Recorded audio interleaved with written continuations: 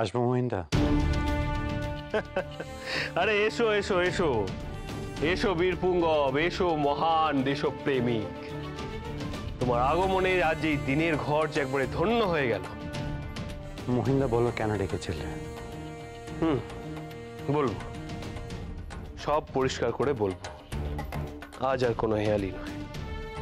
শোনো বিহারী, তোমার এই দেশপ্রেম, এই বিপ্লব, এসব কিন্তু আমি সমর্থন করি না। আশা করি তুমি জানো যে আমার পিতা রায় বাহাদুরের খেতাব পেয়েছিলেন। হ্যাঁ মহিন্দা, আমি সে কথা জানি। তাহলে নিশ্চয়ই এটাও জানো যে তিনি এমনি এমনি কিন্তু সেই খেতাব পান। একজন ইংরেজ ভক্ত হিসেবে সরকার বাহাদুরের কাছ থেকে তিনি এই খেতাব অর্জন করেছেন। সরকারের উচ্চ পদস্থ সাহেবদের সঙ্গে ওনার ওঠা বসা ছিল, আর আমি তার পুত্র হয়ে ওনার পদাঙ্ক অনুসরণ করারই চেষ্টা করে চলেছি। আমি সে কথাও জানি। শোনো বিহারী, সত্যি কথা বলতে কি, আমি যে শুধু ইংরেজ প্রেমী সেটা বললে ঠিক নয়।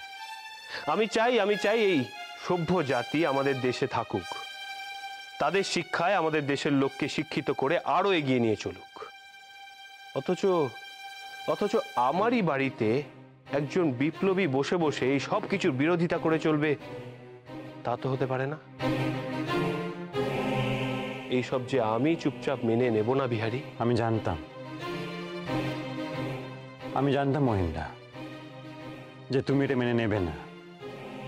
এটা ভেবেই আমি চলে যেতে চেয়েছিলাম, শুধু মা কাকিমাকে আটকেছিলেন। বেশ, তুই মা কাকিমাকে বোঝা, আমি চলে যাব।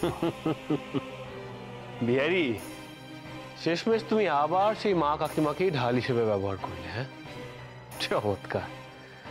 অবশ্য শুধু মা কাকিমা তো নয়, তুমি তো আশালতার মাথাটাও চিবিয়ে খাচ্ছ। আশালতাকে বিপ্লবের মন্ত্র পড়াচ্ছ কেন? কেন বিহারী? ভুলে যেও না যে আশালতা কিন্তু আমার স্ত্রী, আর আমার স্ত্রী কোন রকম ইংরেজ বিরোধী কাজে লিপ্ত হোক, এটা আমি চাই না, সেটা আমি বরদাস্ত করব না। মহিন্দা, তোমার স্ত্রী স্বাধীন চেতা, স্বাবলম্বী মানুষ, তাই তার মাথা চিবিয়ে খাবার সাধ্য আমার নেই। আর তুমিও তাকে নিজের স্ত্রী বলে যে দমিয়ে রাখতে পারবে, সেটা আমার মনে হয় না। কি হয়েছে বিহারী? আমি কিচ্ছু বুঝতে পারছি না। অন্দরমহলের মহিলাদের এক এক করে তুমি হাত করছো, এমনকি বিনোদিনীকেও। কেন কেন করছো এমন বিহারী? বলো, নিজের স্বার্থ সিদ্ধির জন্য? মহিন্দা, এবার তোমার আপত্তির কারণটা বুঝলাম। মানে কি বলতে চাইছো তুমি বিহারী? আমি কিছু বলতে চাইছি না মহিন্দা, তুমি যেটা বলতে চাইছো সেটা বোঝার চেষ্টা করছি মাত্র। তোমার বিনোদিনী তোমারই থাক, তাকে নিয়ে বিন্দু মাত্র উৎসাহ নেই আমার। তবে এ কথাও ঠিক, এখানে আমার থাকাটা তোমার জন্য নিরাপদ নয়।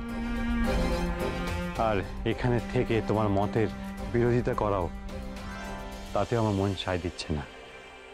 তুমি চিন্তা করো না, আমি চলে যাব।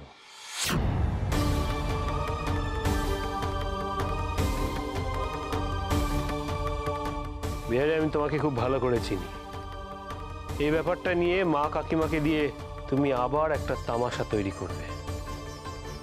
না মহিন্দা, কোনো তামাশা হবে না। আমি মা কাকিমাকে জানাবো না, আজ রাতেই চুপি চুপি চলে যাব।